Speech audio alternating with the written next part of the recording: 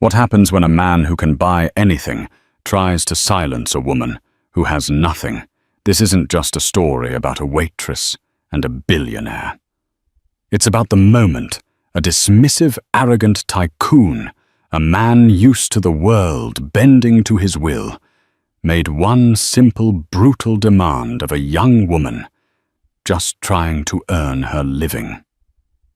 In this country, you speak English. He expected her to crumble. He expected fear. What he got instead was a reply so shocking, so impossibly fluent in 5 different languages, that it didn't just stun him into silence, it unraveled his entire empire. Stay with us to hear the incredible true story of Ilara Vance. Ethelgard's wasn't just a restaurant, it was a theater of wealth on Manhattan's Upper East Side. The air itself seemed expensive, thick with the scent of white truffle vintage leather and the quiet, confident murmur of old money. For the patrons, it was a sanctuary. For the staff, it was a gilded cage where they moved like silent ghosts, their individuality scrubbed away and replaced by a crisp black uniform and an unwavering smile. Among these ghosts was Ilara Vance. To the casual observer, she was just another waitress, efficient, quiet, and possessing a kind of serene grace that made her seem almost invisible, a perfect cook in Ethelgard's flawless machine. She was 24, but a weariness in her deep green eyes made her seem older. Her movements were precise, born of a discipline that seemed out of place among the clatter of silver and porcelain. Her colleague, a bubbly and perpetually stressed waitress named Chloe, often joked that Ilara could carry a tray of champagne flutes through a hurricane without spilling a drop. "You're a machine, Elle," Chloe whispered one Tuesday evening as they polished wine glasses behind the service bar.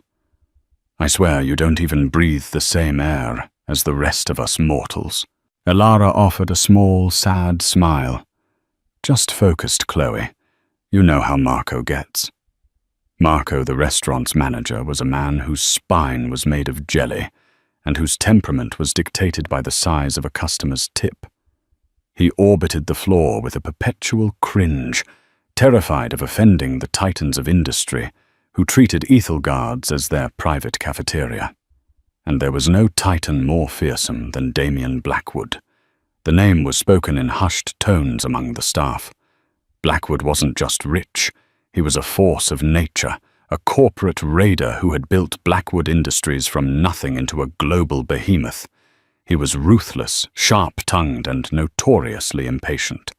He dined at Ethelgard's 3 times a week, always at table 7, a secluded corner booth that offered a commanding view of the entire room. He demanded perfection and treated the staff not as people, but as extensions of the furniture. "He's coming in tonight," Marco announced during the pre-service briefing, his voice trembling slightly. "Table 7, 8 p.m. sharp. He's hosting a potential partner from France.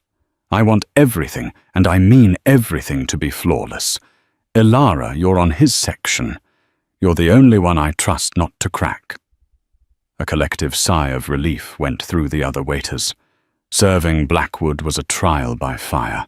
He would send back a steak if it was a single degree over medium-rare complain, if the ice in his water melted too quickly and his glare could curdle cream. Ilara simply nodded. "Of course, Marco." Inside, however, a familiar knot of ice tightened in her stomach. It wasn't just Blackwood's temper that unnerved her. It was him. The sight of his face, the severe jaw, the cold, calculating blue eyes, the perfectly tailored suits that cost more than her yearly salary, was like a physical blow. Each time he walked into the restaurant, it was a ghost from a past she had fought desperately to bury. A past of unimaginable privilege and even more unimaginable pain. She had once lived in his world, She had attended galas in rooms grander than this spoken to world leaders and never once worried about the price of anything. That life had been shattered, burned to the ground by betrayal and scandal.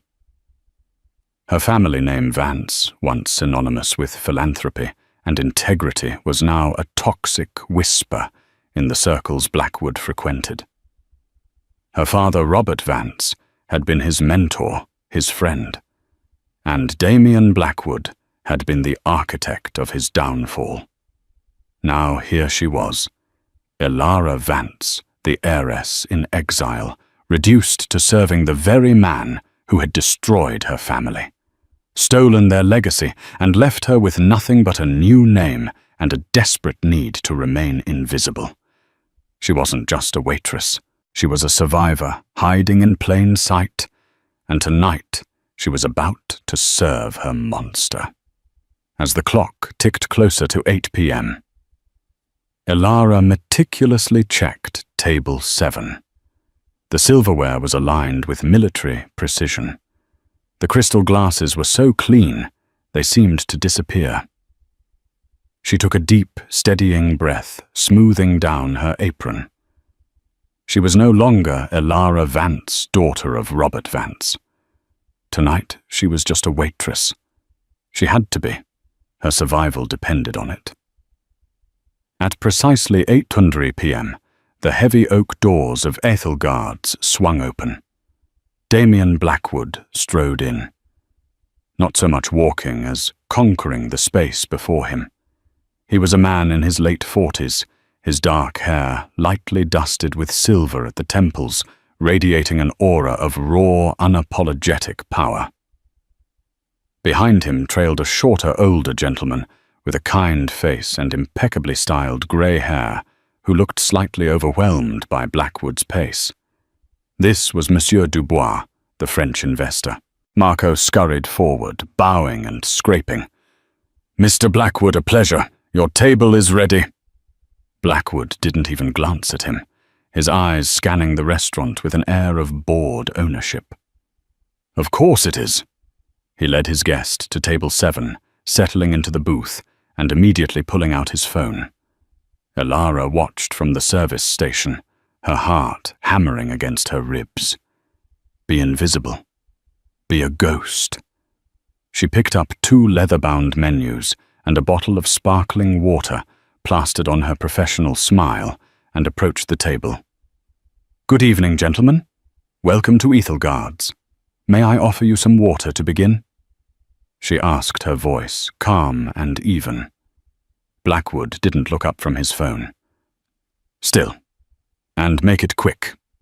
Monsieur Dubois, however, offered her a warm smile.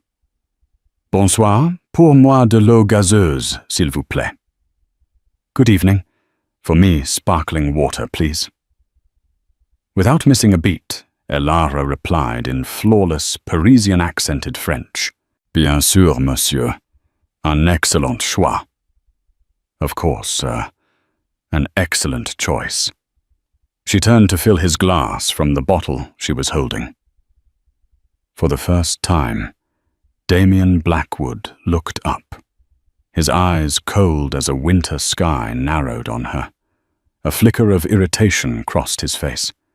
He clearly hadn't understood the exchange and hated being on the outside of anything. Monsieur Dubois was charmed. He continued in French, "It is a delight to hear my own language spoken so beautifully. You are French?" "My family has roots there, sir," Elara replied smoothly, still in French. "I am glad to make you feel at home." Blackwood slammed his phone down on the table. The sound made Marco, hovering 10 feet away, jump. "Enough?" Blackwood's voice was a low growl that cut through the restaurant's ambiance. Heads at nearby tables turned. "I am conducting business here, in America, with an American company." He fixed his piercing gaze on Elara, his lip curling in a sneer. "You will speak English. Only English. Is that understood?" The condescension in his tone was suffocating. He didn't see a person. He saw a disobedient appliance. Monsieur Dubois looked embarrassed, shifting uncomfortably in his seat. "Damien, please, she was only being polite." "I don't pay for polite, Jean-Luc. I pay for service." Blackwood snapped his eyes, still locked on Elara. "So let's try this again. From the top. In English." The world seemed to slow down for Elara. Every instinct screamed at her to apologize, to retreat, to become invisible again. It was the safe thing to do. But something inside her, a long dormant spark of the Vance pride of the brilliant, educated woman she once was, refused to be extinguished. She looked at the face of the man who had called her father brother before stabbing him in the back, the man who had stripped her of her home, her name, her future, and he was ordering her to be small. She held his gaze.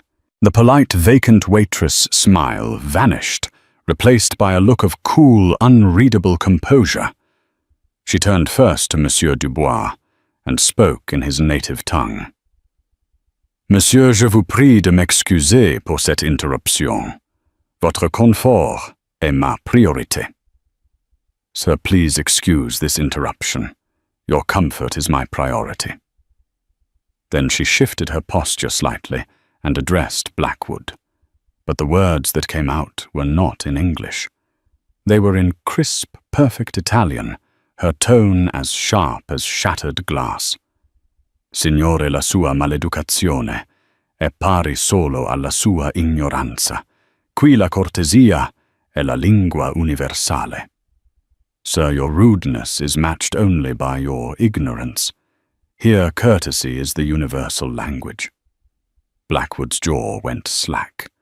He stared at her, utterly bewildered. He understood nothing but the defiant tone. Before he could react, she shifted again, her expression hardening. This time the words were in fluent, cutting Spanish. "Quizás si tratara a la gente con un mínimo de respeto, no necesitaría exigirles que se rebajen a su nivel." Perhaps if you treated people with a modicum of respect, you wouldn't need to demand they stoop to your level. Monsieur Dubois' eyes were wide with a mixture of shock and dawning amusement. Marco looked like he was about to have a heart attack. Elara wasn't finished. She straightened to her full height, her voice now flowing in precise, articulate German, a language known for its authority. "Ein Mann von ihrer Position sollte wissen, dass wahre Macht nicht im Befehlen liegt, sondern im Verstehen.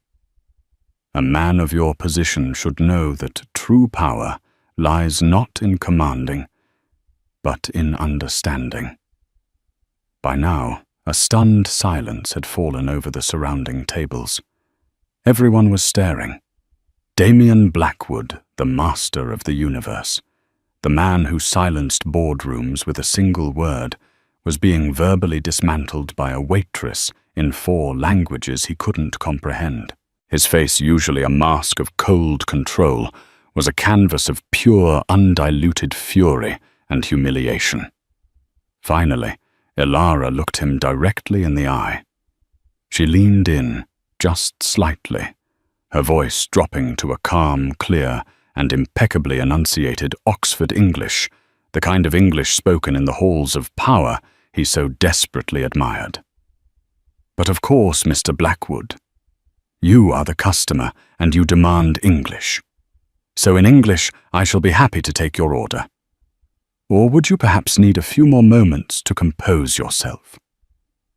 The sting of her final perfect English sentence was the most potent blow of all.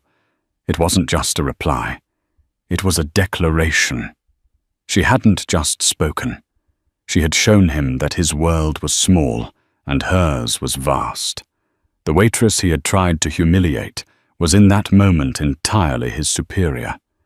And in the dead silence of the opulent dining room, Damien Blackwood had no idea what to do. The silence that followed Elara's multilingual tour de force was deafening. It stretched for what felt like an eternity. Damien Blackwood's face had cycled through a spectrum of emotions. Shock, rage, and now a deeply unsettling, calculating stillness. His mask of control was back in place, but the fury behind his eyes burned hotter than ever. He had been publicly outmaneuvered, his authority shredded by an employee he wouldn't have recognized on the street a half-hour ago. Without a word, he pushed his chair back, the legs scraping violently against the marble floor. He threw his napkin onto the table. "Jean-Luc, we're leaving." Monsieur Dubois, looking both mortified and deeply impressed, began to protest. "Damien." Wait, she was remarkable. "Now." Blackwood commanded his voice, a low threat. He stalked towards the exit, not looking back. Monsieur Dubois gave Elara a final apologetic glance before hurrying after his host. The moment the doors swung shut behind them, the restaurant erupted in a flurry of whispers. Elara stood frozen by the table, her adrenaline starting to fade, replaced by a cold dread. She had won the battle, but she was certain she had just lost the war. Her job, her anonymity, her carefully constructed safe haven, it was all about to vanish. Marco rushed over his face, pale and beaded with sweat. "What have you done?" he hissed, his voice trembling with fear and anger. "Are you insane? That was Damien Blackwood. He could buy this entire city block and turn it into a parking lot just to spite us." "He was rude, Marco," Chloe said, appearing at Elara's side, a look of awe on her face. "He deserved it. That was the most incredible thing I've ever seen." "Incredible? She's fired. That's what's incredible." Marco sputtered, wringing his hands. "Elara, my office. Now." As Elara walked across the dining room, she could feel every eye on her. But one pair of eyes held a different quality. They belonged to an elderly gentleman sitting alone at a small table by the window. He was impeccably dressed in a tweed jacket, with kind, intelligent eyes behind wire-rimmed spectacles. He hadn't been whispering. He had been watching the entire exchange with a keen, analytical interest. As Elara passed, he met her gaze and gave a subtle, almost imperceptible nod of approval. The gesture was so small, yet it sent a strange shiver of validation through her. Inside Marco's cramped office, the lecture was as predictable as it was frantic. He paced back and forth, ranting about profit margins, reputation, and the wrath of Damien Blackwood. "I have no choice. I have to let you go. Your final paycheck will be mailed. Please just clear out your locker and leave quietly." Elara simply nodded. She had expected this. "I understand, Marco." There was no point in arguing. She had known the consequences. She changed out of her uniform in the staff locker room, her hands shaking slightly. Chloe found her there. "Don't worry about this, Elle," Chloe said, her voice fierce. "Any restaurant in New York would kill to have you." "That was legendary. You're my hero." "Thanks, Chloe," Elara said, managing a weak smile. But as she walked out the back door into the cool night air, the reality of her situation hit her. She was jobless, with barely enough money for next month's rent. Blackwood now knew her face. Her invisibility was gone. What if he decided to dig deeper? What if he discovered who she really was? The fear she had kept at bay for so long came rushing back. Meanwhile, in the back of his chauffeured Maybach, Damien Blackwood was silent, staring out at the blurred city lights. The humiliation gnawed at him. It wasn't just that a waitress had defied him. It was the way she had done it, with an intellectual and cultural superiority that he couldn't buy or bully. It was a language of the world he didn't speak, and it infuriated him. He pulled out his phone and made a call not to his driver, but to his head of security, a ruthless former Mossad agent named Kyle. Kyle, Blackwood's voice was dangerously calm. I have a task for you. The waitress at table 7 at Ethelgard's tonight. The one with the green eyes. I want to know everything about her.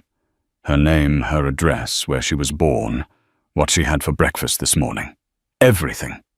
And I want it on my desk by morning. He hung up. This wasn't about getting a waitress fired anymore. This was about power. He needed to understand the weapon that had been used against him. He needed to know who she was. He had a feeling, a cold premonition in the pit of his stomach, that she was more than just a waitress. And Damien Blackwood hated surprises. Back on the street outside the restaurant, Elara clutched her worn coat around her and began the long walk to the subway. As she turned the corner onto a quieter side street, a calm voice spoke from the shadows. That was an extraordinary display, Miss Vance. Elara froze her blood, turning to ice. Vance? He had used her real name. She spun around to see the elderly gentleman from the restaurant stepping out from a doorway. He had a gentle smile, but his eyes were sharp and missed nothing. Who are you? Elara asked, her voice tight with alarm, taking a step back. How do you know that name? My name is Alistair Finch, he said, extending a hand which she ignored. And I knew your father. Robert was one of my dearest friends. I was his lawyer and his confidant for over 20 years. Elara stared at him, her mind reeling. Alistair Finch? The name was familiar, a relic from a buried life.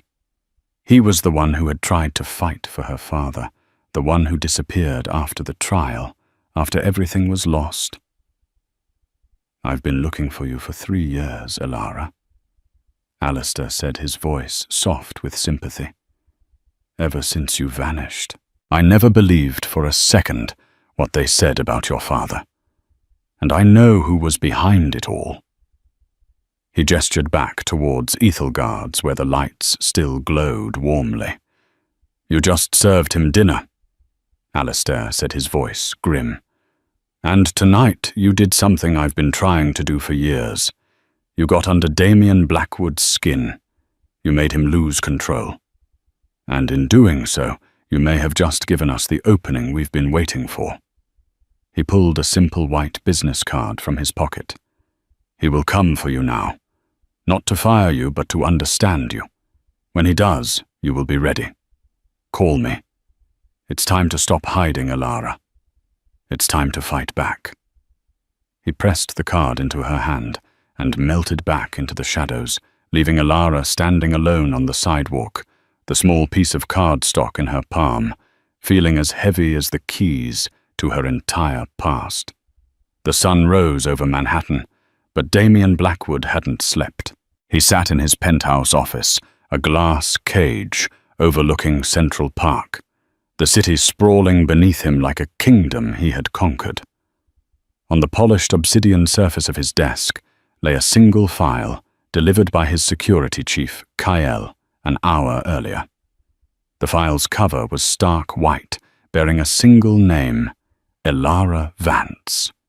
He had expected to find a history of a struggling immigrant, perhaps a student working her way through college. He had anticipated a simple, easily digestible story that would explain her linguistic talents and quell the burning humiliation from the night before.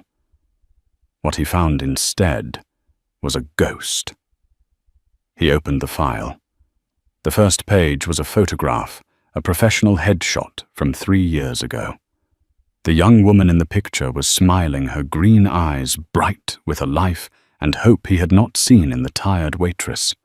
Her name was listed as Elara Annalise Vance. Date of birth, May 12th, 2001, place of birth, New York, New York. And then the line that made the air in the room grow cold. Daughter of Robert and Eleanor Vance. Blackwood felt a jolt as if he'd touched a live wire. Vance. It couldn't be.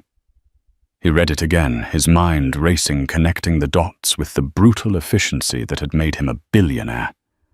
The hair, the eyes, the aristocratic poise she had displayed even in a waitress uniform. It was all there. It was her, the daughter of the man he had destroyed. He leaned back in his chair, the leather groaning in the silent room. A flood of memories long suppressed rushed to the surface. He saw Robert Vance not as the disgraced felon the world remembered, but as the man he had been, brilliant kind, a titan of ethical investment and philanthropy, who had taken a young, hungry Damien Blackwood under his wing. Robert had been his mentor, his champion, the closest thing he'd ever had to a father. Business is about building. Damien. Not just acquiring. Robert used to say, his voice full of warmth, as they stood on the construction site of a new community center funded by the Vance Foundation.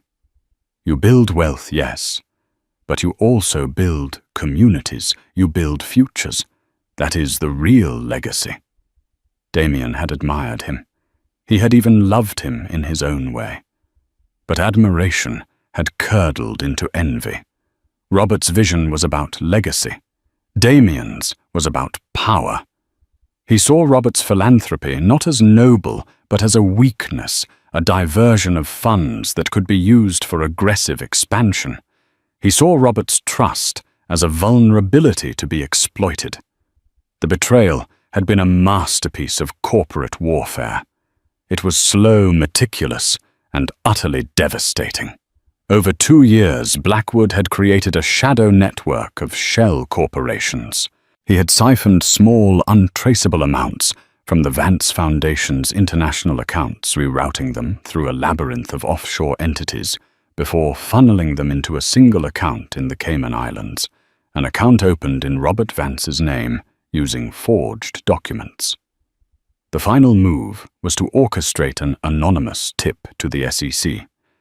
He had manufactured a paper trail that painted Robert as a hypocrite and a thief, a man who preached charity while secretly embezzling millions for himself. The evidence was circumstantial, but expertly crafted. Blackwood, as Robert's trusted protege and COO, was the one who tearfully discovered the final damning piece of fabricated evidence. He played the part of the heartbroken disciple, forced to expose his fallen idol. The trial was a media circus.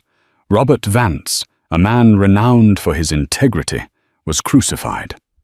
He maintained his innocence, but the web Blackwood had woven was too intricate. He was convicted of fraud and embezzlement. His reputation was shattered, his fortune frozen, and his company, Vance Global, was left vulnerable. With the company teetering on the brink of collapse, Damien Blackwood, the hero who had uncovered the truth, stepped in. Using his own rapidly growing capital, he initiated a hostile takeover, buying up the company for pennies on the dollar. He absorbed its assets, its technology, and its charitable foundation, rebranding it all under the Blackwood Industries umbrella. He had not just defeated his mentor, he had consumed him, erasing his legacy and writing his own over it. Robert Vance died in prison less than a year later. The official cause of death, a heart attack. The world said it was a weak heart, broken by shame. Blackwood knew it was a strong heart, broken by betrayal. Robert's wife, Eleanor, had succumbed to illness shortly after, and their daughter, Elara, the brilliant young linguist who had been studying at the Sorbonne in Paris, had simply vanished. Blackwood had assumed she had taken what little money was left and disappeared broken and defeated. He had been wrong. She hadn't run. She had hidden. She had burrowed into the heart of his city, taking a menial job, living a life of anonymity, right under his nose, for 3 years. A cold, terrifying thought crept into his mind. Was it a coincidence? Had she simply ended up at his favorite restaurant by chance? Or was this something more? Was she hunting him? The defiance in her eyes last night. It wasn't just an angry waitress. It was the righteous fury of a daughter defending her father's memory. Blackwood stood up and walked to the window, his hands clasped behind his back. The waitress was no longer a puzzle. She was a threat, a loose end from the most ruthless chapter of his life, a chapter he thought was closed forever. She was a living reminder of the one thing he feared, the truth. He had built his empire on the ruins of her family. He had taken everything from her, and now she had taken something from him, his peace of mind. He turned back to his desk, his decision made. He couldn't crush her like he would a normal business rival. That would be too noisy, too suspicious. He couldn't have her disappear. That would draw attention. No, this required a different strategy. The one Robert Vance himself had taught him long ago. Keep your friends close and your enemies closer. He picked up his phone and dialed his personal assistant. Catherine, get me Ethelgard's on the line. I want to speak to the manager. No, on second thought, cancel that. He paused, a cruel, brilliant plan forming in his mind. Find the home address of the waitress from last night. The one Kyle investigated. Her name is Ilara Vance. I'm going to pay her a visit. I have a job offer for her. He would bring her into his world, into his company. He would control her, watch her, and if necessary, break her completely. He would turn the ghost of Robert Vance into his own prized possession. Ilara spent a sleepless night on the lumpy couch in her tiny fourth-floor walk-up apartment in Queens. The business card Alistair Finch had given her sat on the rickety coffee table, a stark white rectangle that represented either a lifeline or a trap. The name Vance, spoken aloud after so many years, still echoed in her ears. Her carefully constructed anonymity was gone. The morning brought with it the harsh reality of her situation. No job-dwindling savings, and the looming shadow of Damien Blackwood. She spent hours online researching Alistair Finch. The search results confirmed everything he'd said. He was a highly respected corporate lawyer, known for his fierce loyalty to his clients. He had defended her father with a passion that bordered on obsession, and then, after the verdict, had quietly retired from his high-profile firm, disappearing from public life. He was a man of integrity, a man her father had trusted implicitly. Finally, her hand shaking, she dialed the number on the card. Alistair answered on the first ring. I was hoping you'd call Ilara. His voice was a calm anchor in her sea of anxiety. She told him everything about losing her job, about the constant fear, about the suffocating weight of hiding for 3 years. You were never hiding, my dear, Alistair said gently. You were surviving. There's a difference. Your father would be so proud of the strength you've shown. Hearing those words, a dam inside her broke, and she wept for the first time in years for her father, for her mother, for the life that had been stolen from her. Alistair listened patiently. When she was finished, his tone became serious. Blackwood's investigation will have finished by now. He knows who you are. He will not see you as a threat to be eliminated, not yet. He will see you as an unknown variable to be controlled. He will make a move, likely something bold and unexpected. He'll want you where he can see you. What do I do? She asked, her voice barely a whisper. For 3 years I've been gathering evidence against him, Alistair explained. I have financial records, sworn affidavits from former Vance Global employees he forced out. But it's all circumstantial, just like the evidence he used against your father. We are missing the final piece, the smoking gun. something from inside his inner circle, something that directly links him to the initial fraud. We need a key to his kingdom. A knock on her apartment door, loud and firm, made her jump. "Someone's at my door," she whispered frantically into the phone. "Stay calm, Elara." Alistair's voice was steady. "This is it. This is his move. Whatever he offers you, however he frames it, your answer must be yes. You need to become the key." Her heart pounded as she peered through the peephole. She didn't see a hulking security guard or a process server. She saw Damian Blackwood himself, standing in the dingy hallway of her building, looking utterly and dangerously out of place in his bespoke suit. She took a deep breath, ended the call with Alistair, and opened the door. Blackwood's eyes swept over her small apartment, taking in the peeling paint, the second-hand furniture, the stack of books on linguistics and history by her bed. It was a look of profound, arrogant pity. "Quite a fall from the Sorbonne, Miss Vance," he said, his voice smooth as venom. He didn't wait for an invitation, stepping inside and closing the door behind him. "What do you want?" Elara asked, her voice steely. She refused to let him see her fear. "I admire talent," he said, circling her living room like a predator casing a den. "And what you did last night, while wildly inappropriate for a waitress, was a remarkable display of talent. A wasted talent." He stopped in front of her, his presence seeming to suck all the oxygen from the room. "I'm a man who collects rare and valuable things. Art companies people. Your linguistic ability is a rare commodity.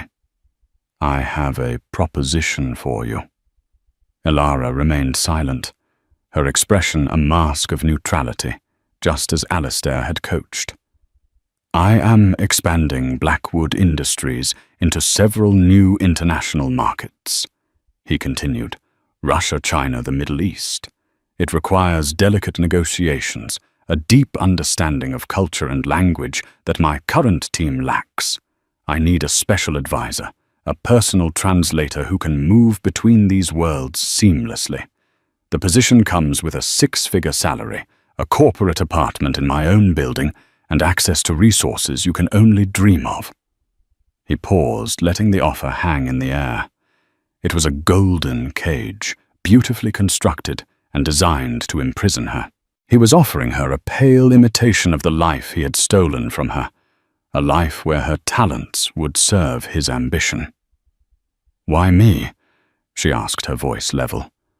A smirk played on his lips.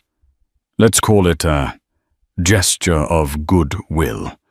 Perhaps your father's situation was more complex than it appeared. Perhaps I feel a certain responsibility for the daughter of my former mentor." It was a lie, a manipulative twisting of the knife, and they both knew it. He was testing her, seeing if she would break, if she would accuse him. This was the moment. Alistair's words echoed in her mind. Become the key. She had to swallow her rage, her grief, her hatred, and play his game. She met his gaze, her green eyes holding his for a long moment. Then she gave a slow, deliberate nod. "You want to hire me for my language skills, Mr. Blackwood," she said, her voice devoid of emotion. "Very well. I accept your offer." Damian Blackwood smiled a cold, triumphant smile. He believed he had won. He had found the ghost that haunted him and put her on a leash, turning her into another one of his prized possessions. He had no idea that he had just willingly handed his greatest enemy the keys to his kingdom. The waitress was no longer a waitress. She was a Trojan horse, and she had just been welcomed inside the gates of Troy. The transition from a cramped queen's apartment to a sleek, minimalist corporate apartment on the 50th floor of Blackwood Tower was dizzying. One day, Elara was counting tips to make rent. The next, she was looking down on the city, from a window that seemed to span the horizon. The apartment was furnished with cold, expensive taste, all chrome glass and black leather.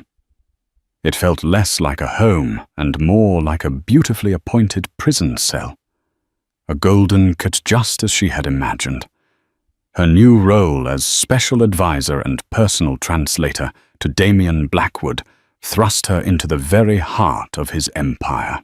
Her desk was situated in an office adjoining his own penthouse suite, separated only by a pane of smart glass that he could turn from transparent to opaque at the touch of a button. She was always on display, always under his watch. The first few weeks were a relentless test. Blackwood paraded her like a new acquisition. In a video conference with German industrialists, he would gesture to her impatiently. "Elara, tell them their profit-sharing proposal is an insult, but do it in a way that sounds like a compliment." She would seamlessly translate his brutal demands into diplomatically nuanced German, smoothing over his abrasive style and often salvaging the deal. During a tense negotiation with a Russian oligarch over oil futures, she caught a subtle mistranslation by the other party's interpreter, a single word that changed the liability clause by billions of dollars.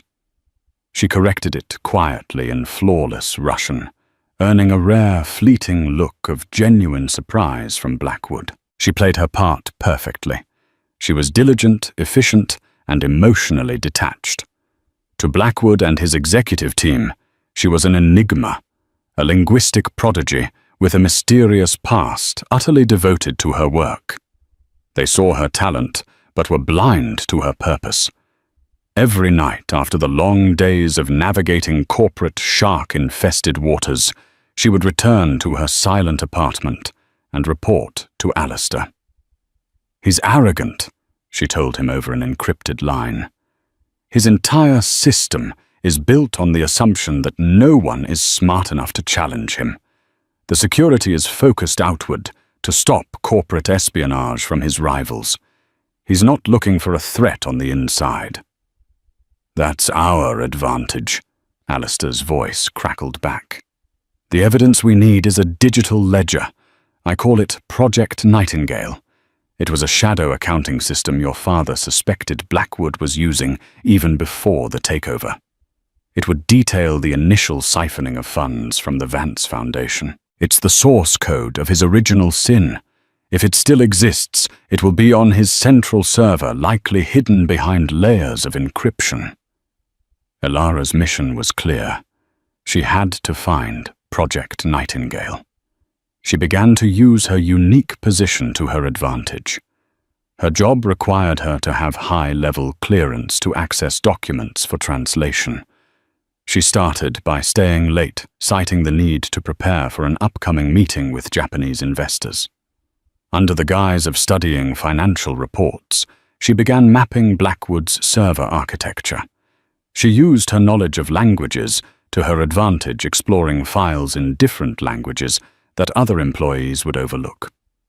One evening, while translating a series of old internal memos from Spanish, she found a reference to a server migration project from 5 years ago, right around the time of the Vance global takeover. The project leader was Blackwood's chief technology officer, a man named Gavin Thorne. The memo mentioned a legacy data preservation protocol for a defunct philanthropic asset. The Vance Foundation. This was her first real lead. Getting to Gavin Thorne was impossible. He was intensely private and fiercely loyal to Blackwood.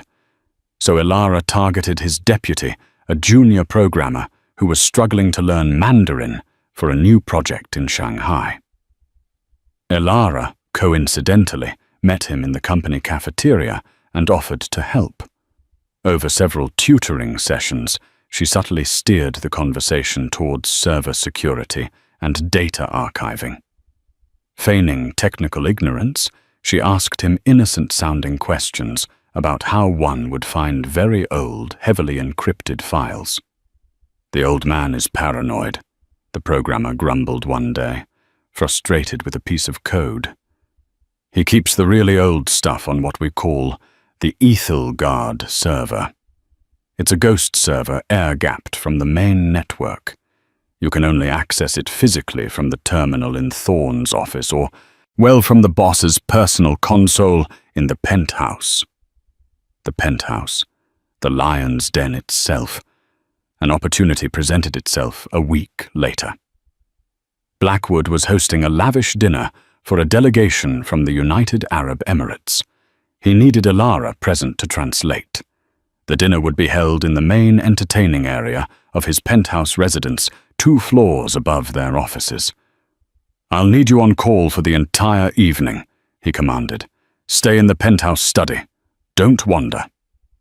As the party began, Elara was escorted to the study, a magnificent room lined with rare books, and in the corner on a massive mahogany desk sat Damien Blackwood's personal computer terminal. It was the console the programmer had mentioned. Her heart pounded. This was her chance. She had an hour, maybe 2, while Blackwood was occupied with his guests. She had a small USB drive given to her by Alistair, containing a sophisticated decryption program. She sat at the desk, her fingers flying across the keyboard. She bypassed the initial security layers using a password she had guessed weeks ago. Vance, 98. The year Blackwood had first joined her father's company. The arrogance of it made her sick. She was in. She navigated to the ghost server, the so-called Ethelgard server, named after the very restaurant where her new life had begun. And there it was, a single file cloaked in layers of heavy encryption, named simply Nightingale. She inserted the USB drive. The decryption program began its work lines of code, scrolling rapidly down the screen. The progress bar moved agonizingly slowly. 10%, 25%, 50%. Suddenly she heard voices approaching the study. Blackwood's laugh, low and commanding, echoed from the hallway. He was coming back. Panic seized her. The progress bar was at 78%. She couldn't abort the transfer now. She had to create a diversion. Thinking fast, she scanned the room. Her eyes landed on a crystal decanter of whiskey on a nearby table. She grabbed it, rushed to the door, and as Blackwood and one of his guests reached the threshold, she tripped, sending the decanter crashing to the floor. Amber liquid and shards of crystal sprayed across the expensive rug. "Oh my God! Mr. Blackwood, I am so sorry," she cried, feigning panic and clumsiness. "I was just going to get you a glass of water, and I stumbled." Blackwood looked from her to the mess on the floor, his face a mask of pure annoyance. "Clumsy girl," he snarled. "Get one of the house staff to clean this up, and get out of my sight. Go back to the office. I'll call you if I need you." "Yes, Mr. Blackwood. I'm so sorry," she stammered, backing out of the room. As he turned his attention to his guest, grumbling about the incompetence of his staff, Elara glanced back at the computer screen. 99%. 100%. Transfer complete. She pulled the USB from the port with a trembling hand, just as a cleaner was summoned. She had it. She had the smoking gun. She had walked into the lion's den and stolen his most valuable secret right under his nose. Now all she had to do was get it to Alistair before the lion realized he'd been robbed. The next 48 hours were the most agonizing of Elara's life.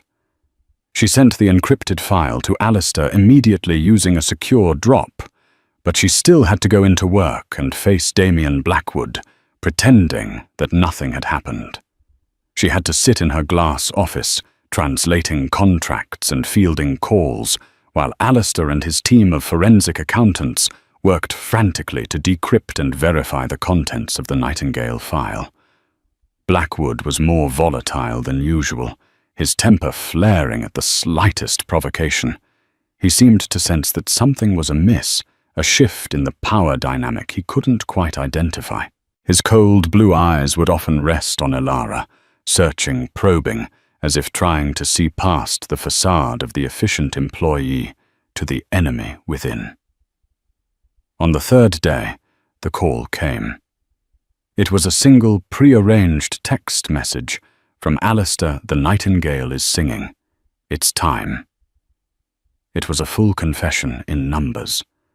The file contained the original untampered records of the Vance Foundation's accounts, showing the small, systematic withdrawals.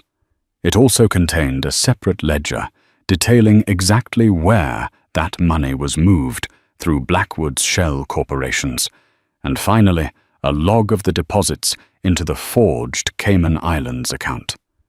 It was the entire roadmap of his betrayal. Alistair had already forwarded the package to trusted contacts at the Department of Justice and the Wall Street Journal. The fuse had been lit. That afternoon, Elara was summoned to Blackwood's office. The smart glass was opaque. When she entered, she found him not at his desk, but standing by the vast window looking down at the city. The atmosphere in the room was electric with tension. The server logs from my penthouse study show an unauthorized data transfer 2 nights ago, he said, his voice dangerously quiet. He didn't turn to look at her. A very large file, heavily encrypted, was copied from a partitioned ghost drive, the drive I call Ethelgard. Elara's blood ran cold, but she kept her expression neutral. I wouldn't know anything about that, sir. Wouldn't you? He turned around slowly. In his hand was a single sheet of paper. He held it up. It was a printout of the surveillance log, showing her login credentials accessing the server. It seems your password was used, Ms. Vance. He knew. The game was over. It was a fitting name for the server, don't you think? She replied, her voice steady, all pretense gone. The place where the waitress you underestimated began the end of your empire. A flicker of shock crossed his face, quickly replaced by a sneer. You have nothing. A stolen file. It's inadmissible. My lawyers will bury you in litigation until you're old and grey. It's not about a court case anymore, Damien, she said, using his first name for the very first time. The sound of it from her lips seemed to physically wound him. It's about the truth. The Wall Street Journal will be publishing their front-page story in about 20 minutes. The SEC has already convened an emergency hearing. The DOJ is preparing a warrant. Your board of directors is currently in a meeting I imagine you weren't invited to. He stared at her, the color draining from his face as the reality of his situation crashed down on him. He had been so focused on the legal battle, he hadn't anticipated the public evisceration. Why? He whispered the single word full of disbelief. I gave you everything back. The money, the status. You gave me a cage, Elara shot back, her voice ringing with the repressed fury of 3 years. You offered me trinkets after you stole my family's legacy. You destroyed my father, a man who treated you like a son, all for this. She gestured at the opulent office the city below. For a kingdom built on lies. You didn't just steal his company, you stole his name, and that is what I'm taking back. His face contorted in rage. He took a menacing step towards her. You little... At that exact moment, the doors to his office burst open. 2 stern-faced individuals in dark suits, followed by several uniformed officers, strode in. One of them held up a badge. Damien Blackwood, the lead agent said, his voice booming in the silent room. You are under arrest for conspiracy to commit wire fraud, securities fraud, and money laundering. Blackwood looked from the agents to Elara, his expression one of utter impotent fury. The master of the universe was trapped, his power vanishing like smoke. As they placed him in handcuffs, his eyes met Elara's one last time. In them, she saw no remorse, only the cold, hard realization of defeat. She walked out of the office past the stunned faces of the executive assistants and didn't look back. She took the elevator down to the ground floor, stepped out of Blackwood Tower into the bright afternoon sun, and for the first time in years, she felt truly free. The fall of Damien Blackwood was swift and spectacular. The Nightingale file was irrefutable. His empire crumbled, his assets were seized, and the truth of his betrayal was laid bare for the world to see. More importantly, the Vance name was cleared. Robert Vance was posthumously exonerated, his story rewritten from one of shame to one of tragedy and honor. Elara, with the help of Alistair, used the restored family assets not to rebuild a corporation, but to relaunch her father's true legacy, the Vance Foundation. She became its public face, its driving force. Her linguistic skills were no longer a hidden weapon, but a powerful tool for good. She traveled the world negotiating aid packages in fluent Arabic in refugee camps, securing educational grants in Mandarin in rural China, and championing human rights in Spanish at the UN. She became everything her father had hoped she would be, a builder of futures. She had taken the worst moment of her life and turned it into her greatest strength, proving that true power isn't about how loudly you can demand to be heard in one language, but how deeply you can connect with people in many.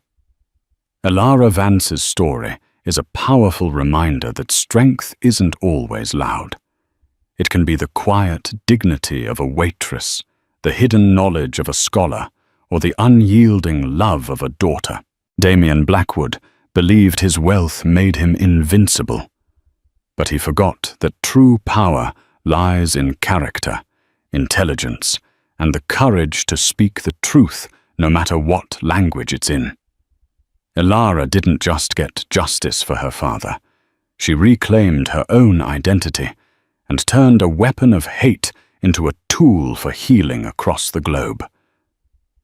What did you think of Elara's incredible journey? Was her revenge justified? Let us know in the comments below. If this story moved you, please hit that like button. Share it with someone who needs to hear it.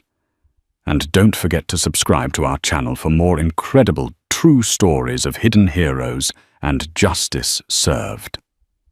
Thank you for watching.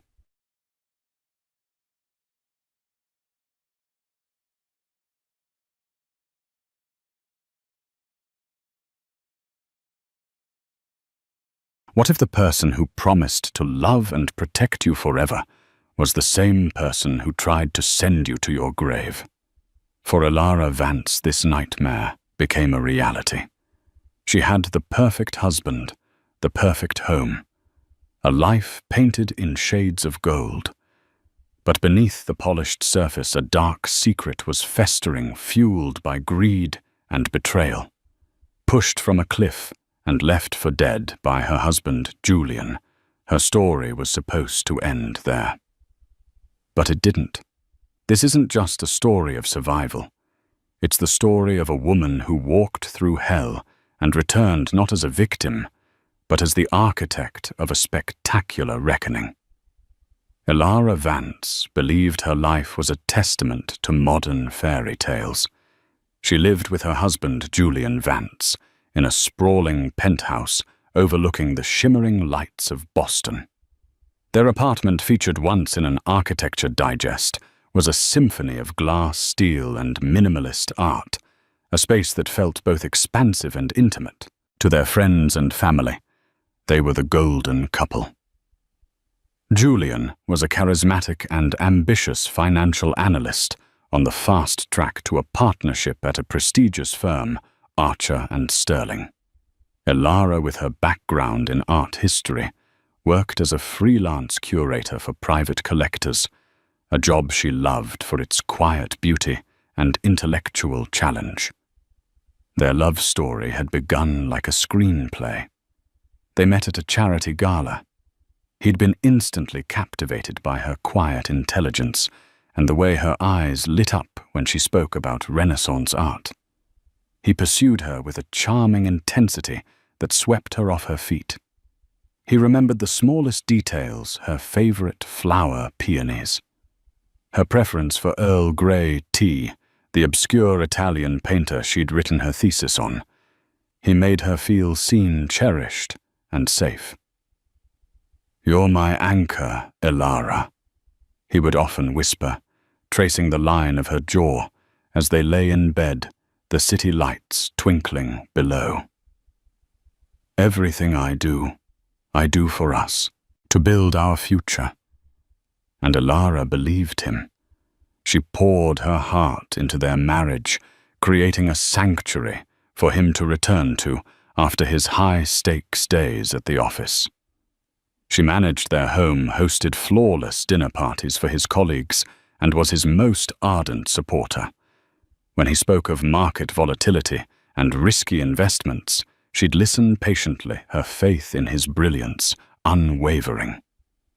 But in the 4th year of their marriage, subtle cracks began to appear in the perfect facade, so small at first that Elara dismissed them as products of her own anxiety. Julian started working later, his nights filled with emergency client meetings and market analyses that stretched into the early hours of the morning. When he came home, he smelled faintly of a perfume that wasn't hers, a sharp, expensive scent like jasmine and sandalwood. When she asked, he'd laugh it off. "Oh, that's probably Isabel from legal. Her office is next to the conference room. The woman bathes in that stuff." Isabel Croft. The name had been mentioned a few times. A sharp, fiercely ambitious corporate lawyer who had recently joined Julian's firm. Elara had met her once at a company function. Isabel was everything Elara was not: tall, impossibly chic, with a razor-sharp bob and a predatory smile. She had looked at Elara with a dismissive glance, her eyes lingering on Julian for a moment too long. Elara had felt a pang of insecurity, but had quickly chastised herself for being jealous. The financial strain also began to show, though Julian went to great lengths to hide it. A credit card was declined at a restaurant. A casual mention of a vacation to Tuscany was met with a vague, "Maybe next year, darling." The market's a bit unpredictable right now.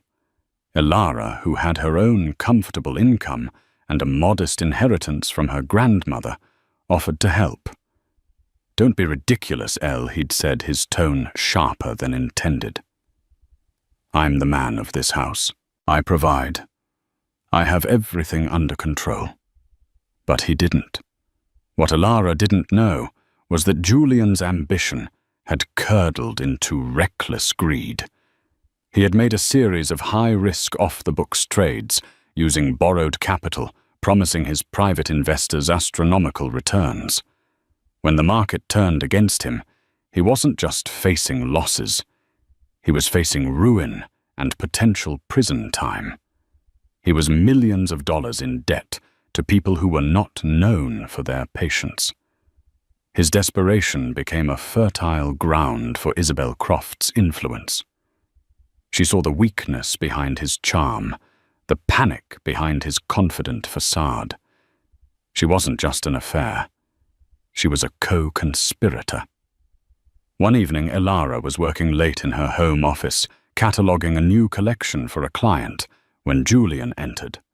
He was holding 2 glasses of wine and wearing the tender smile that always made her heart melt. "I'm sorry, I've been so distant lately," he said, his voice a low, soothing hum. "Work has been a nightmare. I've been a terrible husband." "No, you haven't," Elara replied, accepting the glass. "We all go through stressful times. I've booked us a weekend away," he continued, his eyes gleaming. "Just the 2 of us. We're going hiking up near the Berkshires. Remember that trail we loved, Raven's Peak, fresh air, no cell service, just you and me. A reset." Elara's face lit up. It felt like a return to the early days of their relationship, to the man she had fallen in love with. "Oh, Julian, that's wonderful. I'd love that." He pulled her into an embrace, his arms wrapping tightly around her.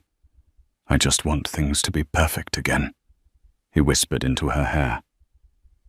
As she hugged him back, she couldn't see the cold, calculating expression on his face. He wasn't just planning a weekend getaway. 2 days earlier, Julian had met with their insurance agent, and without Ilara's knowledge, had taken out a new life insurance policy on her, a policy worth $5 million with him as the sole beneficiary. The first premium payment had cleared that morning. His plan was anything but a reset. It was a final, brutal solution. The decision to murder his wife was not a single lightning strike moment for Julian Vance.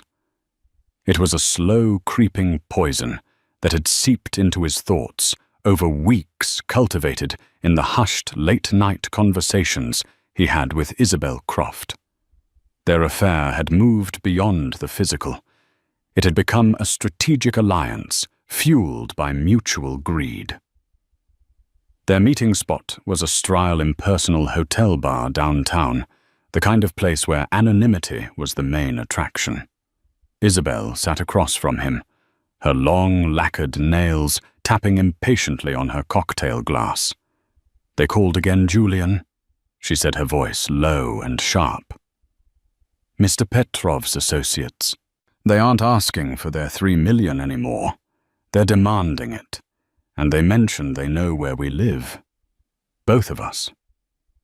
A cold sweat prickled Julian's neck. He had borrowed money from a notoriously ruthless underground lender to cover his initial trading losses, a catastrophic mistake that now hung over him like a guillotine. "I can fix it," he said, the words sounding hollow even to his own ears. "I just need more time. One more big trade." Isabel let out a short, mirthless laugh. "Stop deluding yourself. Your trading days are over. Your credit is shot, your reputation at the firm is hanging by a thread, and you owe money to men who solve problems with body bags. There is no one more trade." She leaned forward, her eyes like chips of ice. "But there is another way, a permanent solution." She had first floated the idea a week prior, speaking in hypotheticals testing his moral elasticity. She spoke of insurance policies, of tragic accidents, of fresh starts. At first, Julian had been horrified, recoiling from the sheer callousness of it. This was Ilara, his wife. The woman who laid out his suit every morning, who believed in him when no one else did. But Isabel was persistent, a serpent whispering in his ear. She painted a vivid picture of their future, a life of unimaginable wealth and freedom, far away from Boston and their debts. They could move to Monaco or Zurich or anywhere they wanted. "Think about it, Julian." She'd purred, her hand covering his on the table. $5 million, tax-free. It's not just about paying off Petrov. It's about the life we deserve. No more pretending, no more hiding. Just us. She skillfully dismantled his affection for Ilara, recasting it as a burden. "She's holding you back. She's sweet, yes, but she's simple. She doesn't understand the world we operate in.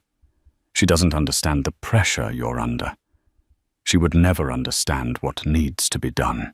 His guilt was a flimsy barrier against his terror and his greed. The fear of what Petrov's men would do to him was a tangible physical thing. He imagined broken bones, a shallow grave. Juxtaposed with that was Isabel's intoxicating vision, a sun-drenched villa, the clinking of champagne glasses, the end of all his fear. Slowly, disgustingly, the scales began to tip. He started to see Ilara not as his wife, but as the key to his survival and his prosperity. The planning began in earnest. It had to look like an accident. A car crash was too messy. Too many variables. A home invasion. Too risky. It was Isabel who suggested Raven's Peak. "You told me you took her there once," she said, scrolling through pictures of the trail on her tablet. "It's beautiful but notoriously treacherous. The ridge trail is narrow with a sheer drop. People have accidents there all the time. A slip, a tragic fall. Who would question it? The grieving husband." The plan was chillingly simple. They would hike to the scenic overlook. He would suggest taking a photo of her near the edge. A moment of distraction. A sudden firm push. There would be no witnesses. The remote location meant it would take hours for any rescue team to even be dispatched. Survival from a fall like that was impossible. Julian immersed himself in the morbid details. He researched response times for emergency services in that county. He read articles about grieving spouses studying the right words to say the correct emotions to display. He rehearsed the frantic 911 call in his head. "My wife," she slipped. "Oh God." She fell. "Please, you have to help her." The night before they were scheduled to leave, Elara packed their bags, humming a cheerful tune. She'd laid out their hiking gear, her bright blue windbreaker next to his dark grey one. "I'm so excited," she said, turning to him with a radiant smile. "It feels like we haven't done this in forever. I feel like we're finally getting back to us." For a fleeting moment, a wave of profound shame washed over him. She was so good, so pure. The trust in her eyes was a dagger to his conscience. He almost broke. He almost confessed everything: the debt, the affair, the monstrous plan. He could have thrown himself at her mercy, begged for her forgiveness. But then his phone buzzed. A text from Isabel. "Tomorrow, everything changes. Don't lose your nerve. I'll be waiting." The image of Isabel, powerful, ambitious, and ruthless, eclipsed the image of his loving wife. The vision of their shared future, built on a foundation of blood and money, became more real to him than the quiet, gentle life he was about to destroy. He pushed the guilt down, burying it deep under a layer of cold resolve. He smiled back at Elara, a perfect imitation of the loving husband she believed him to be. "Me too, darling," he said, his voice smooth as silk. "It's going to be a day to remember." The drive to the Berkshires was cloaked in a deceptive tranquility. The late autumn sun cast a golden glow on the fiery foliage, and Elara, filled with optimistic hope for their reset, chattered happily about their plans for the upcoming holidays. Julian played his part perfectly, nodding, smiling, and placing a hand on her knee, his touch a vile betrayal. Inside his heart, hammered against his ribs, a frantic drumbeat of anxiety and anticipation.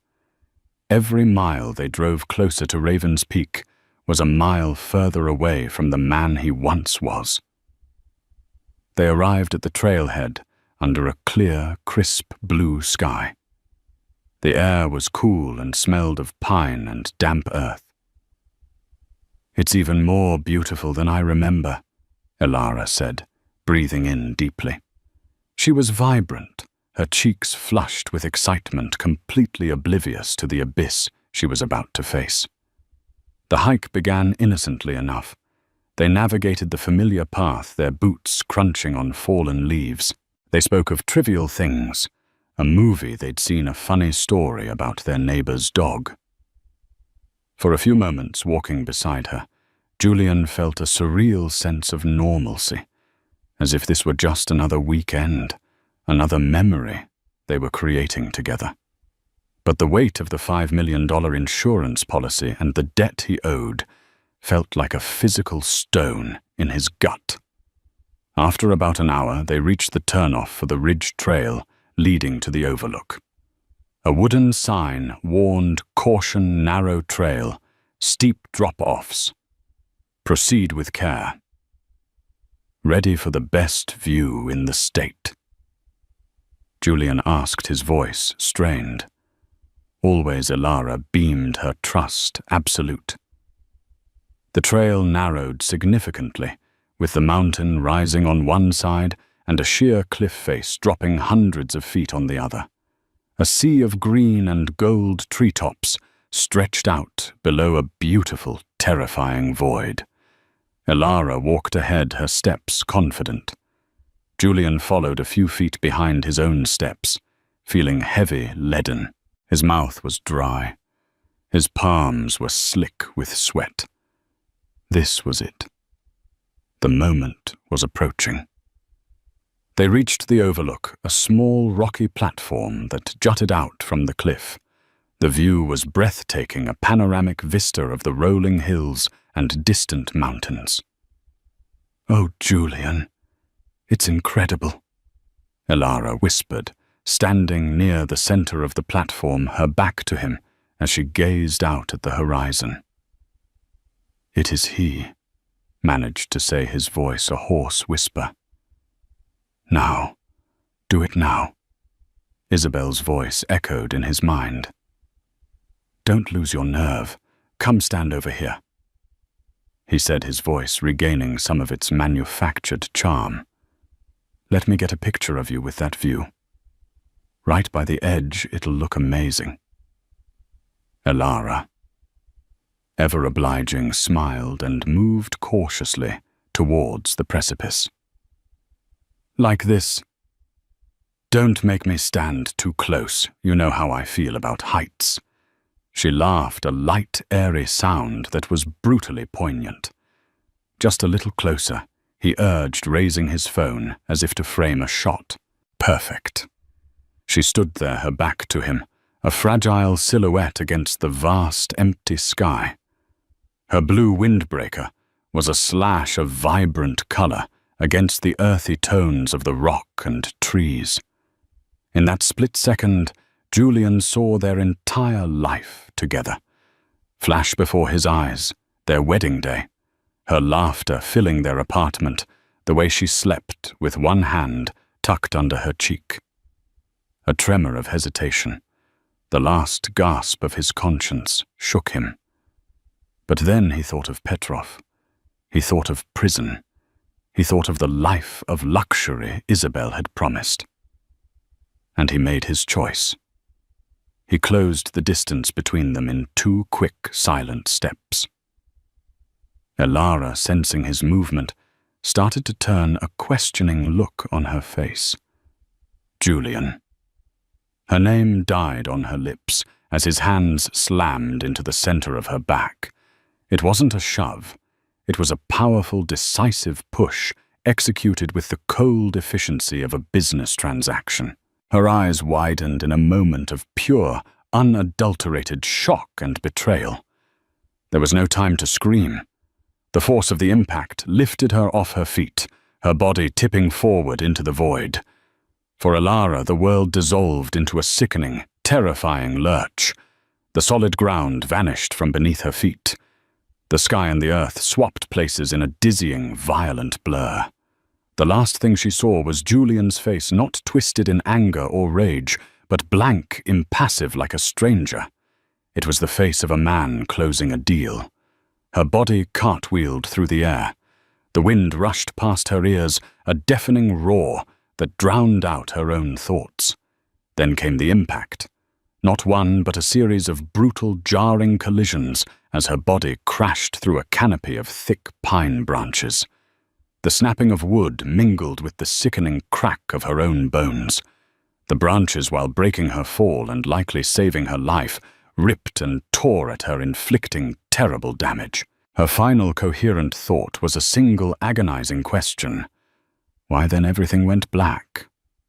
Up on the ridge, Julian stood, panting, his phone still clutched in his hand.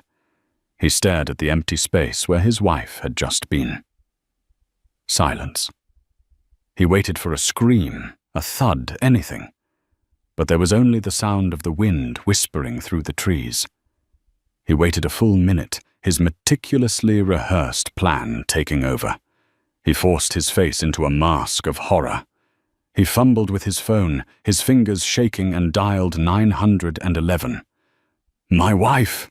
he screamed into the phone, the fake panic sounding convincingly real. She fell. "We were hiking on Raven's Peak. She was taking a picture, and she slipped. Oh God, she's gone. Please, you have to send help." He had done it. It was over. As he gave the dispatcher their location, a slow, cold smile crept across his face.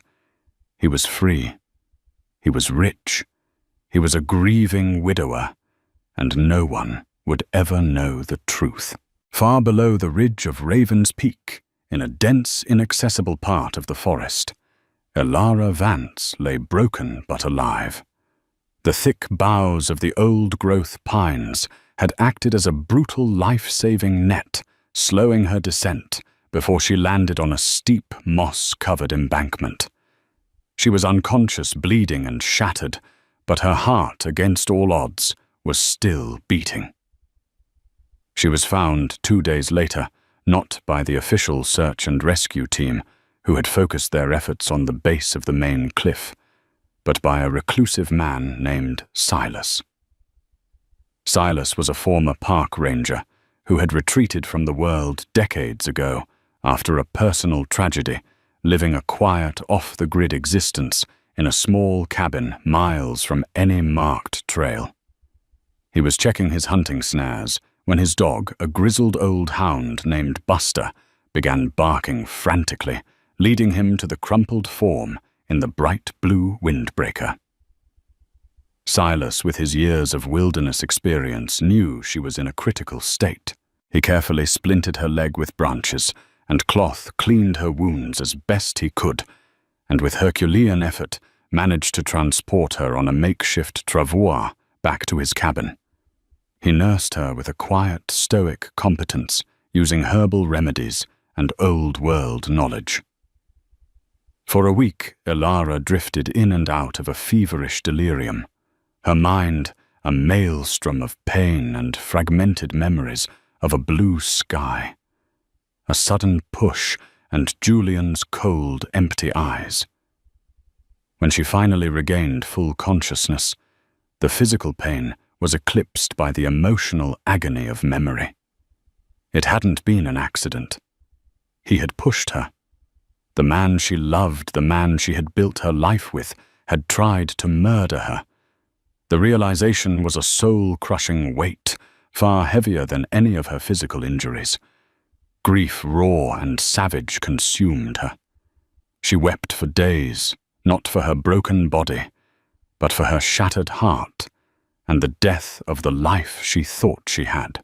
Silas, a man of few words, simply sat with her, offering her broth and quiet solidarity. He never pushed her to talk, but one evening as she stared into the crackling fire, she told him everything. He listened without judgment, his weathered face a mask of grim understanding. "The world can be a dark place," he said, his voice raspy from disuse. "Some men are hollow. They fill that hollowness with greed." He then gave her a piece of advice that would become her mantra. "Grief is a storm. You can let it drown you, or you can learn to sail." Meanwhile, the world believed Elara Vance was dead. The search had been called off after a week.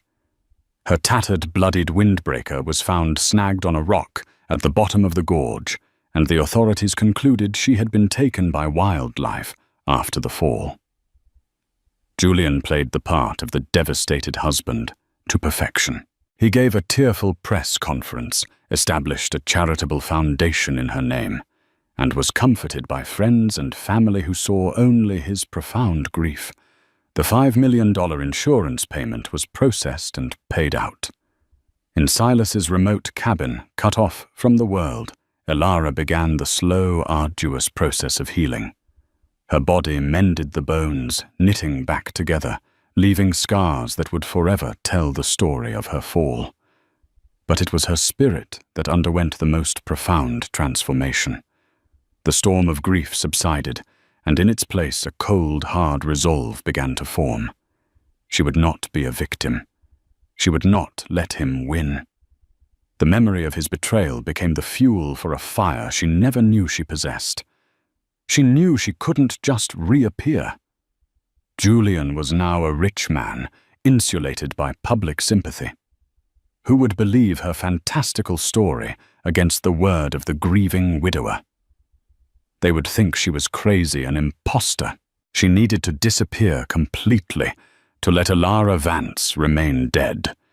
She had one person in the world she could trust, her childhood best friend, Chloe. Chloe was a fiercely loyal, tech-savvy graphic designer living in Chicago. Using Silas's satellite phone, his one concession to the modern world, Alara made a call that would change everything. Chloe's gasp of disbelief on hearing Alara's voice quickly turned to furious outrage as Alara recounted the story. Without a moment's hesitation, Chloe agreed to help. She was a genius with digital trails and identities. Within a week, she had a plan. She flew to a town near the Berkshires, and under the cover of darkness drove Alara away from Silas's cabin. They shared a tearful, emotional reunion and a somber goodbye with the quiet man who had saved her life. "You'll come back one day?" Silas asked. "Only when it's done," Alara promised. Chloe smuggled Alara back to Chicago. She used her skills to create a new identity for her. Birth certificate, social security number, driver's license, a complete digital and physical ghost. Alara Vance was dead. In her place, Eva Stone was born. Eva for a new beginning. Stone for the unbreakable will that now defined her. Chloe also helped her access the funds from her grandmother's inheritance, which Julian had never known about, providing her with the seed money for her new life. Alara now Eva was unrecognizable. The fall and her recovery had left her leaner, harder. She cut her long, soft brown hair into a sharp, angular bob and dyed it jet black. She traded her flowing artistic wardrobe for tailored, severe suits. Her eyes, once warm and full of trust, now held a glint of cold steel. The soft-spoken art curator was gone, replaced by a woman forged in betrayal and pain. She spent the next year not just healing, but learning. She devoured books on finance, corporate law, and investment strategy, the world Julian had inhabited. She would not just face him again. She would meet him on his own battlefield and destroy him. Her target was set New York City, the heart of the financial world, where men like Julian were made and broken. New York City was a chaotic, beautiful jungle, and Eva Stone moved through it with the focused precision of a predator. She rented a modest apartment and enrolled in intensive finance and market analysis courses, her mind a sponge, absorbing information with a ferocity that startled her professors. She wasn't just learning, she was arming herself. The world of derivatives, leveraged buyouts, and hostile takeovers became her new language. Every complex algorithm she mastered, every market trend she successfully predicted, was another stone laid in the foundation of her future revenge. Her breakthrough came not in a classroom, but at a low-key investment seminar. She found herself in a debate during a Kuanda session, challenging the keynote speaker on his analysis of a struggling biotech firm. She spoke with a calm, data-driven authority that turned heads. She argued that the firm wasn't failing. Its most valuable asset, a patent for a revolutionary drug delivery system, was being criminally undervalued by a market focused on short-term losses. After the session, a man approached her. He was tall, impeccably dressed, with silvering temples and eyes that held a sharp, discerning intelligence. He introduced himself as Damien Blackwood. The name sent a ripple through the room. Damien Blackwood wasn't just a player in the financial world. He was a legend. A self-made billionaire, he was the enigmatic founder of Blackwood Capital, a private equity firm known for its aggressive, almost prescient investments in distressed companies. "That was a bold take on Omnigen Miss Stone," he said, his voice a deep baritone. "Most analysts have already written them off. Most analysts are looking at the balance sheet, Mr. Blackwood." "I'm looking at the science," Eva replied, her voice steady, betraying none of the nervousness she felt. Damien was intrigued. He had built his empire on seeing value where others saw none. He saw that same instinct in this intense, unknown young woman. He invited her for coffee, which turned into a 3-hour conversation about market philosophy. He was struck by her raw intelligence and her hunger. There was a fire in her, a relentless drive that he recognized because he shared it. He didn't know her story, but he knew the look of someone who had fought their way back from an abyss. He offered her a job, a junior analyst position, at Blackwood Capital. It was a foot in the door, but Eva knew it was the opportunity of a lifetime. She didn't just excel at Blackwood Capital. She thrived. She worked with a tireless, obsessive focus, often being the first one in the office and the last to leave. Her insights were sharp, her strategies innovative. The undervalued biotech firm she had championed. On her recommendation, Blackwood acquired a controlling stake. 6 months later, the patent she'd identified was licensed in a multi-billion-dollar deal, and the firm's stock skyrocketed. She had made Damien Blackwood a fortune, and in doing so, had proven her worth tenfold. Damien became more than her boss. He became her mentor. He taught her how to navigate the treacherous currents of power, how to wield capital not just as money, but as a weapon. He was a demanding teacher, but he was fair.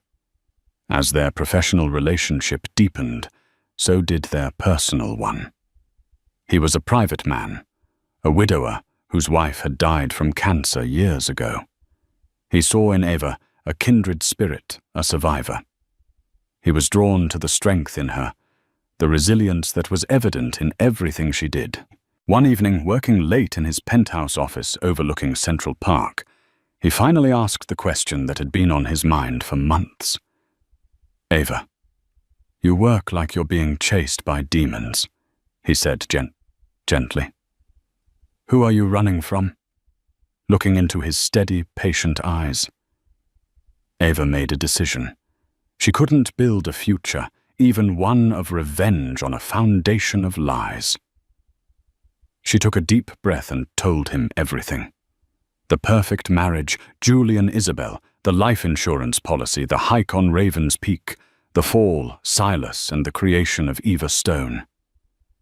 Damien listened in complete, unbroken silence, his expression hardening into one of cold fury.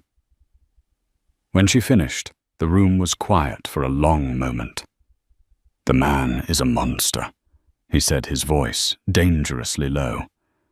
"And he's still out there, living on your money." He walked to the window, staring down at the city lights. "Revenge is a dish best served cold, Eva. But to serve it, you need more than a plate. You need an entire banquet hall. You need power so immense that he can't run, can't hide, and can't fight back." He turned to face her, his eyes blazing with a protective fire. "I'm not just going to be your mentor anymore. I'm going to be your partner. Blackwood Capital's resources are now your resources. We are going to build you an empire, and from the heights of it you will reach down and deliver your own justice." That night marked a pivotal shift. Eva Stone was no longer just an analyst. She became Damien's protégé, his right hand, and eventually his partner in both business and life. He gave her control over a significant investment fund. She used it with surgical precision, her reputation growing in financial circles. The mysterious, brilliant Eva Stone became a name whispered with awe and a little bit of fear. 2 years after her arrival in New York, Eva stood beside Damien on the balcony of his penthouse. She was no longer just a survivor. She was a force. She had a fortune of her own, the backing of a billionaire, and a network of contacts that spanned the globe. In Boston, Julian Vance and Isabel Croft were living a life of luxury, believing their past was buried forever. They had no idea that a ghost was coming for them, not with chains and whispers, but with stock portfolios and acquisition papers. The hunt was about to begin. For Julian Vance, the 3 years following Alara's death had been a golden age. He and Isabel had moved into a magnificent colonial-style mansion in the wealthy suburb of Chestnut Hill. Isabel, no longer a mere lawyer, but a lady of leisure, spent her days shopping, lunching, and overseeing renovations. Julian had left Archer and Sterling using the insurance money to launch his own boutique investment firm, Vance Capital. He cultivated the image of a tragic visionary, a man who had turned personal loss into professional triumph. They were pillars of their new community, their names appearing on the donor lists of every major charity. The past was a sealed tomb. The first tremor was almost unnoticeable. A major deal Julian had been courting for months, a merger that would have doubled his firm's assets, inexplicably fell through at the last minute. The other party pulled out, citing a more attractive anonymous offer. Julian was furious, but wrote it off as bad luck. Then a month later, a block of shares in his firm's flagship fund was suddenly sold off by an institutional investor, causing a dip in its value and spooking his other clients. The sale was executed through a labyrinth of shell corporations, making the seller impossible to trace. Whispers began to circulate about the stability of Vance Capital. Eva, operating from her sleek office in Manhattan, watched the ripples with cold satisfaction. This was her opening salvo. She was the anonymous offer, the untraceable seller. Working with Damien's team of forensic accountants and legal sharks, she had mapped out every aspect of Julian's financial life.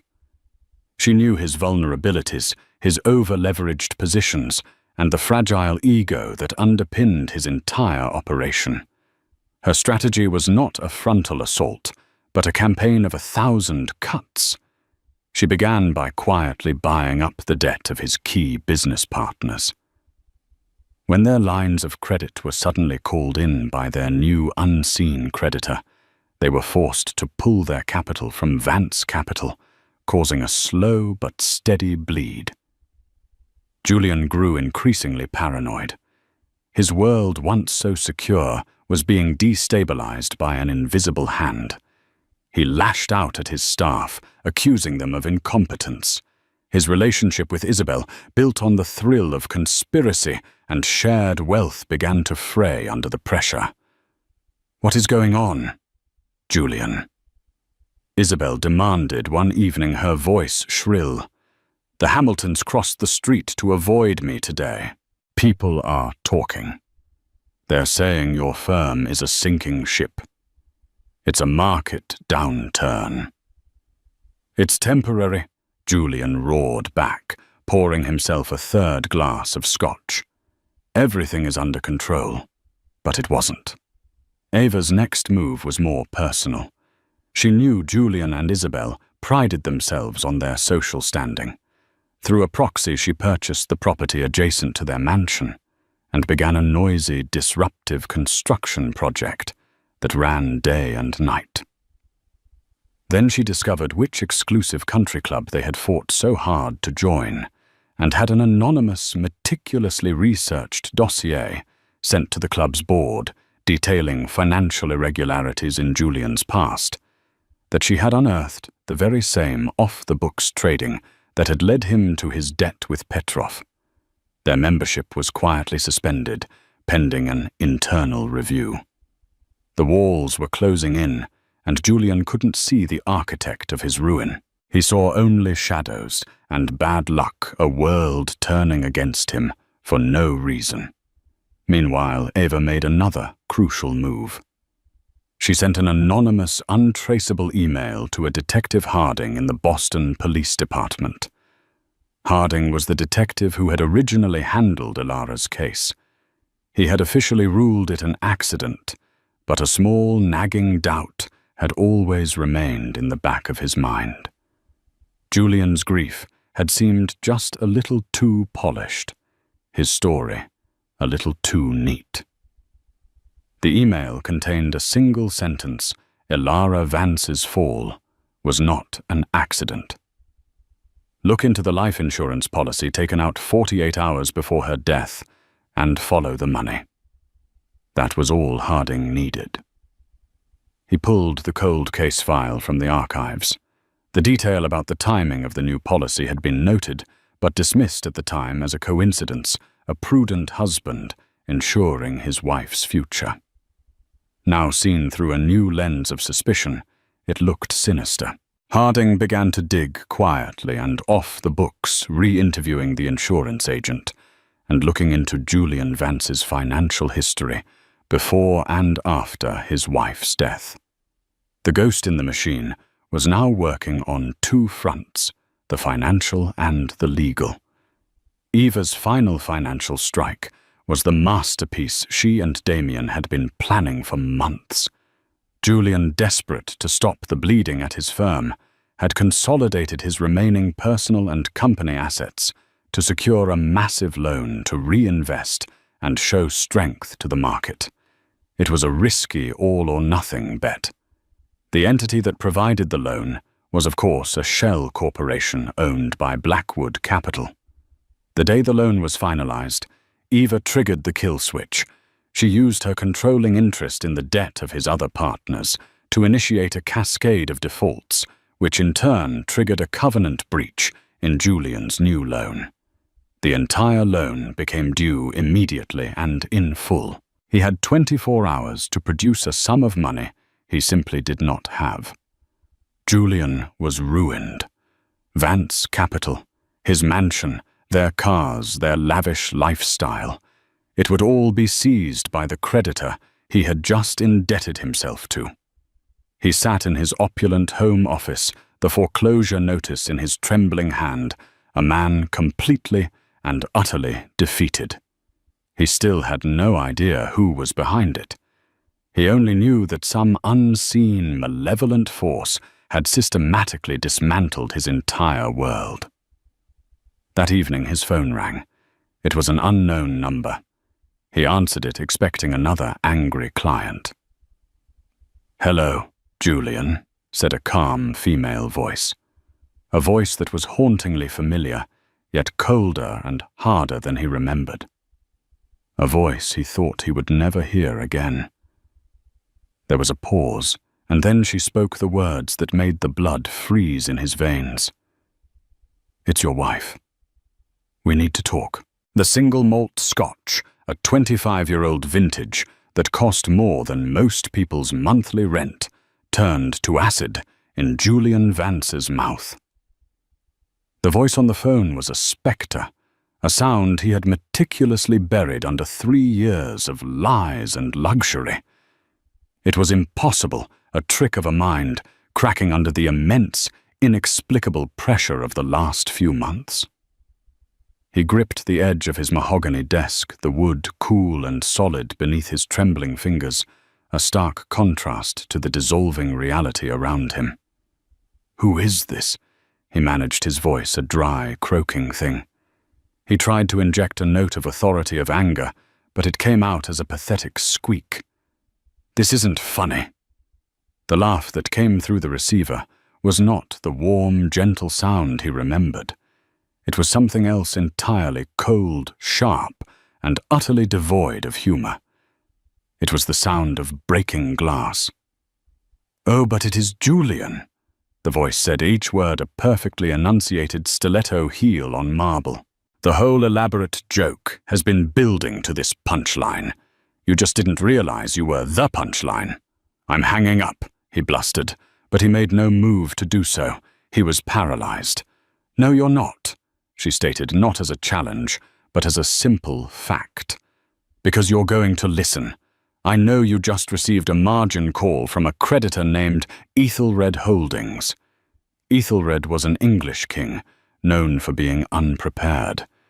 You should have read more history. I own that holding company. I own your debt. By extension, I own your house, your firm, and the ridiculously overpriced watch on your wrist. I own your life, Julian. And now I'm coming to collect. The world tilted on its axis. An invisible enemy, a ghost in the machine that had been systematically dismantling his empire, was her. She gave him an address, the Regent Grand Hotel downtown, the presidential suite. Be there in 1 hour. Come alone. If I see so much as a shadow of your legal team, or if you are 1 minute late, a comprehensive data package will be delivered to 3 recipients by morning. The first is the Securities and Exchange Commission, detailing every fraudulent trade you made to get your start. The second is the District Attorney's Office, outlining a very interesting insurance claim from 3 years ago. And the third, her voice dropped, becoming chillingly intimate, is a little welcome home gift for your old friend, Mr. Petrov. I have his new address in Miami. I'm sure he'd love to know where to find the man who still owes him $3 million plus interest. The mention of Petrov's name was a physical blow. Julian gasped, the air sucked from his lungs. This wasn't a ghost. A ghost couldn't know all this. This was something far more terrifying. 1 hour, the voice repeated, and the line went dead. He stumbled out of his office, his face a mask of waxy, sweaty dread. Isabel was in the grand foyer shouting at a florist over the phone about the wilting hydrangeas. She saw his face, and her own expression soured. Julian, what is it now? You look like you've seen a ghost. I have to go out, he said, his words slurring as he fumbled for his car keys on the hall table. Don't ask questions. Don't ask questions. She shot back, her voice rising. My life is falling apart. Our friends are avoiding us, and you're sneaking off into the night. Are you seeing someone else? Is that it?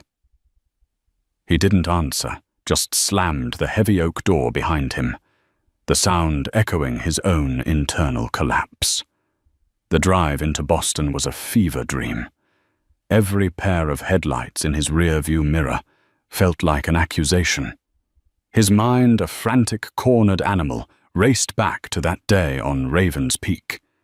He remembered the feeling of the crisp mountain air, the look of perfect trust in Alara's eyes, the sickening momentary weightlessness as her body left the ledge. He had been so calm then, a master of his own destiny, executing a plan with cold precision. Now that same cold precision was being used against him, and the fear he felt was a primal, gut-wrenching terror he had never known.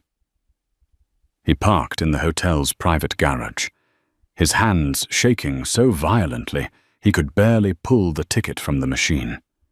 He rode the silent wood-paneled elevator to the penthouse floor, each ascending number a tick on a doomsday clock. The door to the presidential suite was slightly ajar, an invitation into the abyss. He pushed it open and stepped inside.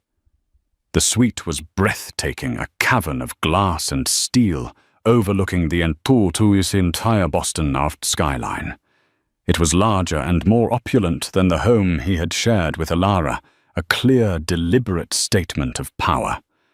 The art on the walls was magnificent, a Rothko here, a de Kooning there. A bitter irony given her passion. In the center of the vast living area, a woman stood, silhouetted against the glittering city lights, her back to him. Alara. He breathed the name a ghost on his lips. The figure didn't turn. "You always did have a flair for the obvious, Julian." The voice was the same as on the phone, amplified by the room's acoustics, a sound that was both intimately familiar and terrifyingly alien. Beside her, a man stepped out of the shadows, tall, silver-haired, radiating an aura of absolute authority. Julian recognized him instantly from the financial news, Damien Blackwood, the billionaire titan, a man who could buy and sell entire countries before breakfast. The realization of who he was facing, of the power he had provoked, was a fresh wave of nausea. Finally she turned. Julian's heart seized. It was Ilara's face, but the soul behind her eyes was a stranger. The softness was gone, replaced by a diamond-hard resolve. The warmth had been extinguished, leaving behind the cold, clear light of intelligence and contempt. She was dressed in a severe, exquisitely tailored black suit, a uniform of war. The art curator was dead. In her place stood a queen, and this was her throne room. You're alive." He stammered the words, absurdly inadequate. His mind, conditioned to deceive, fell back on its oldest trick, manufactured charm. He took a hesitant step forward, arranging his features into a mask of relieved shock. "Ilara, my God, what happened to you? Where have you been? I thought you were gone. I mourned you, I searched for you." A single sharp laugh cut him off. "Stop. Just stop it, Julian. The performance is over. The audience has gone home.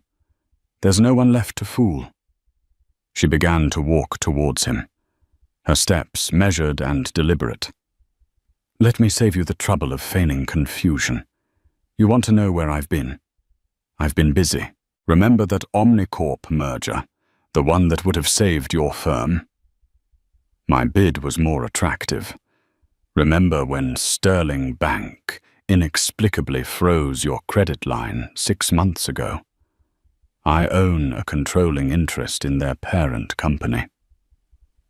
The construction next door, the suspension from the club, the slow, agonizing bleed of your clients.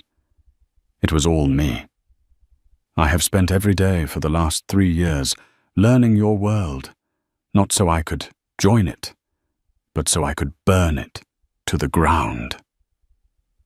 Every word was a perfectly placed nail in his coffin. The chaos of his life wasn't random. It was a symphony of destruction, and she had been the conductor. Just then the suite door burst open again. It was Isabel, her face flushed with rage. "Julian! I knew it. I knew you were meeting someone." She stormed in, then stopped dead, her eyes landing on the impossible sight of Ilara Vance alive and radiating power. Isabel's mouth opened, but no sound came out. Her carefully constructed world, built on a foundation of another woman's grave, had just imploded. "You," Isabel finally choked out, pointing a trembling, manicured finger. Ilara's cold gaze shifted to her. "Me," she confirmed, a flicker of disgust in her eyes. "The inconvenient loose end. Did you really think this life was yours to keep, Isabel? It was rented on borrowed time, with my life as the collateral. I trust you'll have your things out of my house by Friday. My lawyers will be in touch about the art and furniture you'll be leaving behind." Julian finally shattered. All the lies, the arrogance, the self-delusion, it all fell away, leaving only a pathetic, terrified man. "What do you want?" he pleaded, his voice breaking. "Is this about the money? You can have it. Take everything, just let us go." Ilara stopped directly in front of him, so close he could see the faint, silvery scar near her hairline, a permanent reminder of his betrayal. "You still think this was ever about money?" she asked, her voice dropping to a whisper that was more menacing than any shout. "Money is just a tool. It was the weapon you used against me, so I learned to wield it better than you ever could. You stole my life, my trust, my future. You tried to murder me for a financial payout." She paused, letting the weight of her next words settle. "This is about justice." On that cue, a side door that Julian hadn't even noticed opened. Detective Harding stepped into the room, his face a grim mask of duty. He wasn't alone. Another uniformed officer stood behind him. Harding's eyes met Alara's with a brief, almost imperceptible nod of confirmation before settling on Julian and Isabel. In his hand, he held a small, professional digital recorder. "Julian Vance, Isabel Croft." Harding said, his voice the final booming gavel on their lives. "I've heard and recorded enough. You are both under arrest for conspiracy to commit murder and the attempted murder of Alara Vance." Isabel let out a raw, hysterical shriek, collapsing into a heap of designer clothes and frantic denials. "No, you can't. We'll get us lawyers." Julian simply stared at Alara, his face a canvas of utter devastation. The fight was gone. In her eyes, he saw no vengeful glee, no triumphant hatred. He saw something far worse, a calm, dispassionate finality. She hadn't just survived him, she had erased him. As Harding and the officer moved forward, the sharp, metallic click of the handcuffs echoed in the silent, cavernous room. They pulled a sobbing Isabel to her feet. Julian didn't resist. He was a hollowed-out shell. As they led him away, he turned his head, his eyes meeting Alara's one last time. A final, desperate question escaped his lips. "Why?" he whispered. "Why go to all this trouble? You could have just gone to the police." Alara watched him, her expression unchanging. "Because you needed to see me," she said, her voice clear and steady, a final judgment. "You needed to know that you failed. I didn't want you destroyed by a market crash or an anonymous lawsuit. I wanted you to stand in a room that I owned, surrounded by the power I built, and look me in the eye when your world turned to dust. I wanted you to know who beat you." She then turned her back on him, a definitive final gesture, and walked towards the vast window overlooking the city. She didn't watch as the disgraced couple was escorted out of the suite, their pathetic protests fading down the hall.